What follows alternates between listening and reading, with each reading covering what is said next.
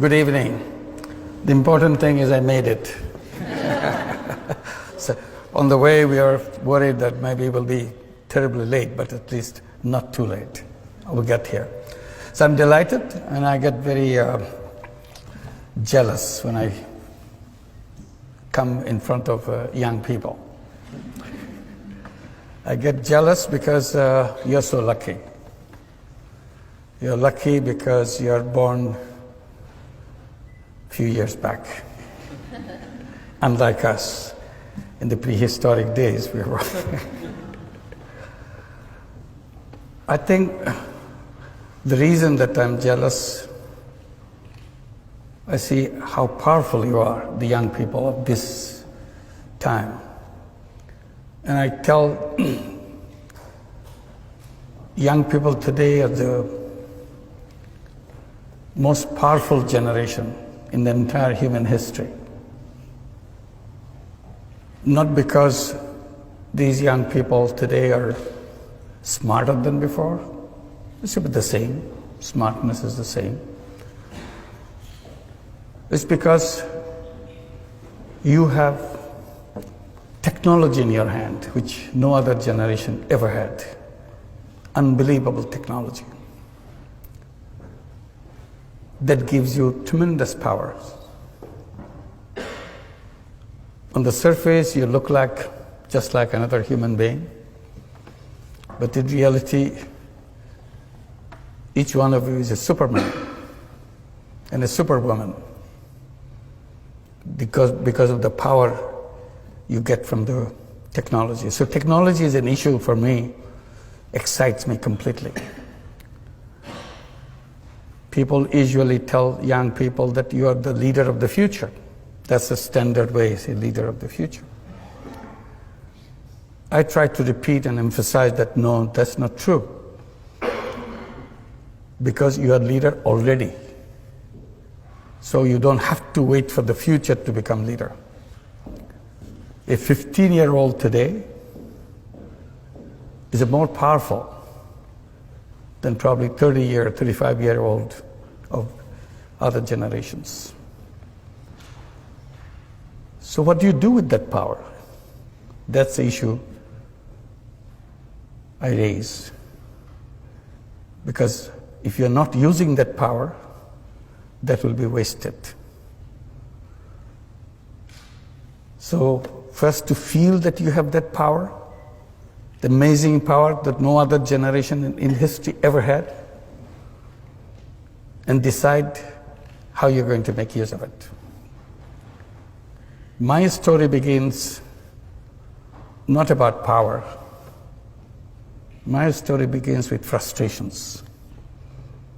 I was born in a country where in each direction you see it's a lot of frustrations, a lot of disappointments, a lot of things you wish didn't happen the way it happens.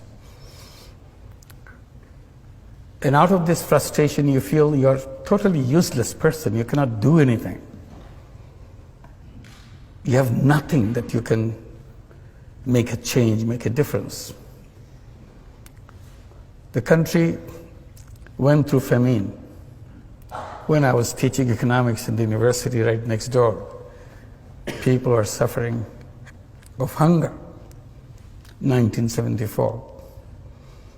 So I felt all the theory that I teach is useless stuff, has nothing to do with people's life. And I felt totally useless as a human being. I cannot be of some use to somebody. So that's what I was trying to do, getting into the village next door to the university campus to see if I have any use for anybody else. And then I did tiny little things to find my worth, that yes, I have some meaning in my life. And I did things which I knew nothing about. When you're desperate, out of desperation you do things which you never thought about. So I'm sure you have been told how to plan things, how to set things, everything very clearly. But that's not what I did. I jumped at things without knowing anything about it because I just couldn't wait. And you heard about microcredit, which goes with me. People remember how it started with me. It was not a pre-planned thing. Simply, situation is so bad, you had to do something. And that situation is about loan sharking in the village, which is just next to the university campus. And it's so ugly, you feel so terrible that human being can be so heartless, so cruel to each other, giving tiny loans and take control of the full life of those people, turn into slaves because somebody gave you some loan, so he has the right to turn you into slaves. So you see it very clearly. It's not reading in the books. Just be there. You see the person who lends, you see the person who borrowed, and you feel totally important. You don't know what to do. Suddenly it came to my mind, I can do something. I can take care of this problem. It may be a global problem, who cares? But all I see, these people here, and I can solve the problem for these few people. The idea is, why don't I lend the money myself? If I lend the money myself, then they don't have to go to the loan shark. And the problem is solved for these people. And that's exactly what I did. I started lending money from out of my pocket. It's not a planned thing, calculated thing. And that's the beginning of the whole story of lending money. Then the battle became with the banks. They will not open their door because I ran out of my money because it became so popular. Everybody wanted to borrow money. Who doesn't? And in the process, I exhausted all my money. So I thought, why don't I go to the bank and let them do this? They refused. So my struggle began to convince banks, which I never could.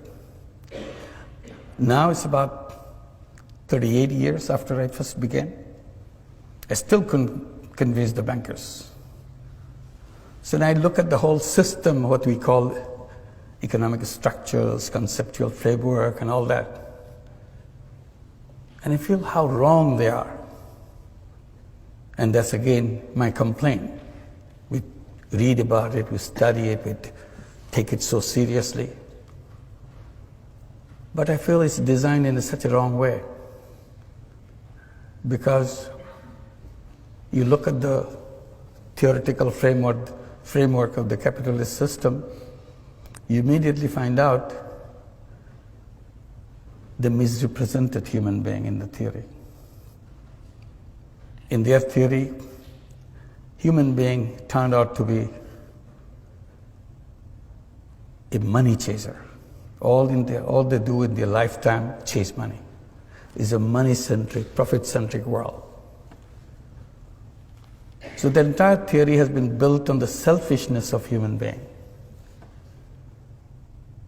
I said, that's wrong. Human being is not all about selfishness. Human being is not one-dimensional being. Human beings are not money-making robots. That's not their identity.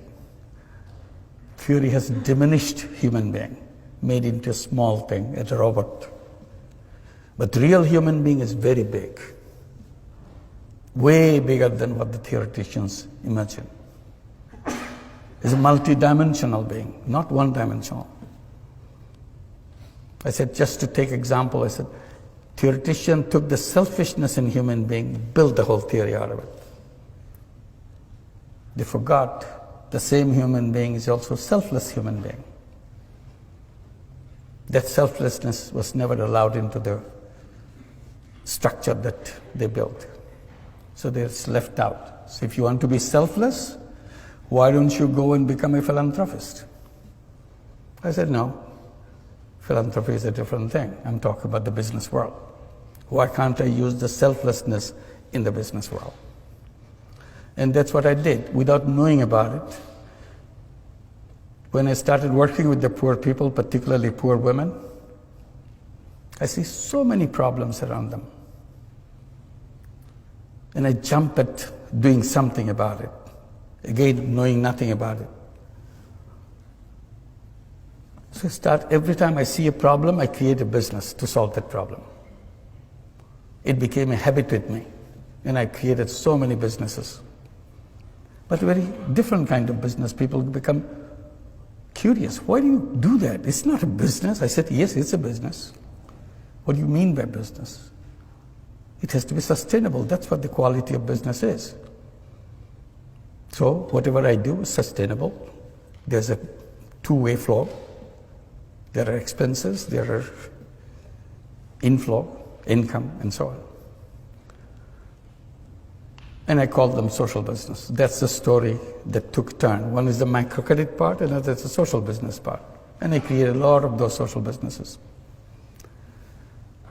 Then something happened when we are trying to get all the young people from Grameen families. We have 8.5 million families in Grameen, all poor families. We gave them all the encouragement to go to school because their parents are absolutely literate, all of them. We said illiteracy stops with their parents' generation. Second generation coming out in the Grameen families must be literate. We did everything possible to make sure it happens, and it happened. We sent them to school. We gave them scholarships. We gave them all kinds of encouragement, and then started giving education loans so that they can go to the higher education. As they start coming back from schools with higher education, they get very frustrated. Where's my job? There's no job in Bangladesh. Very difficult for a poor young man or a young woman to find a job. In the beginning, I have no answer to that question, where is my job? Then I turned the question into another question. The moment say, we don't have jobs, what do we do? And I said, who said you have to have a job? Did your school tell you that you have to have a job? Did your teacher tell you? Did your textbook tell you that you have to have a job? How did this idea of job got into your head? They get very puzzled. Aren't you supposed to have a job? I said, you are young people of this generation. You're lucky young people. Job is an old-fashioned idea. People who didn't know anything, they thought about the jobs. The real human beings don't run after jobs because it's an artificial thing. Job is an artificial thing. Real human being is a go-getter. Real human being is an entrepreneur. It's in the DNA, it's in the blood. But somehow theory pushed them into wrong direction. Seek jobs. I said, you change your mind. Tell yourself again and again, every time you get a chance, I'm not a job seeker, I'm a job creator. And be a job creator. Think like a job creator. Behave like a job creator. As a job seeker, you become small. You are at the mercy of somebody else. As a job giver, you are at the top. Why should you have a job? To start your life as a creative human being, full of energy, full of capacity. Start at the very bottom. Nobody gives you a job at the top. They give you at the bottom, no matter what it is. So all this energy, all this creative power is squeezed into a tiny little thing to find a little job. Do the routine things. That's not the destiny of a young man, young woman. Young man and young woman should start at the top and use all the creative capacity and change the world. They get very puzzled. I don't have a job, he's making joke with me. So I said, it's not a problem. Look at your mother. 20 years back, 25 years back, even 30 years back, she took a loan from Grameen Bank, $30, $25. She was shaking like this. Couldn't believe that anybody could trust her with such an enormous amount of money. That's her life. She dared to take this money in her hand and start a business, raising chicken, raising vegetables, sewing clothes, whatever. That's what the 8.5 million women do in Grameen Bank and all the microcredit elsewhere. I said, what good is your education if you're not braver than your illiterate mother? She did it. Along the way you were born, she sent you to school, and you have all this education, and she's been doing it all the time in front of your eyes. You never noticed it. And you're going around to find a job somebody give you to do some minor thing. Is it befitting to you? So that is working. So what we did, we created a social business fund in Bangladesh. Tell every young person within Grameen families, come up with a business idea, anything. Even if you don't have an idea, look at your mother, what she's doing. Take that idea, build it into 10 times, 50 times bigger.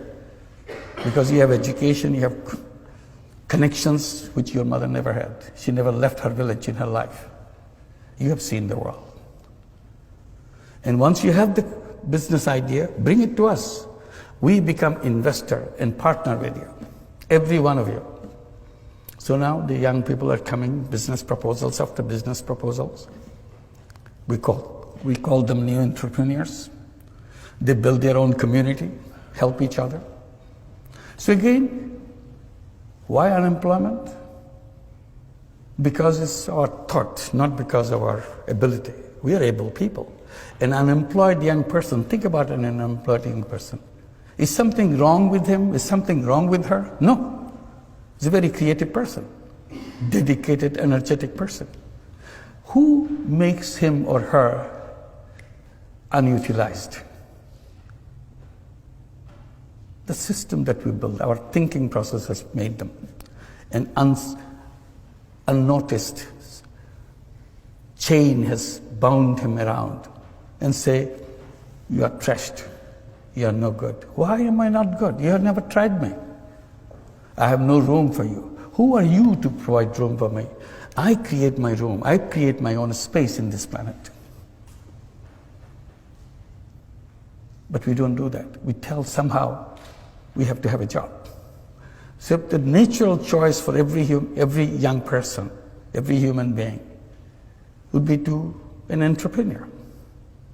If somehow I'm not getting an opportunity for becoming an entrepreneur, for a while I can work for somebody, for a while. Because ultimately that's what I should be my own, and create the world for my own way. So my story is about this, about microcredit, which is not about just lending money.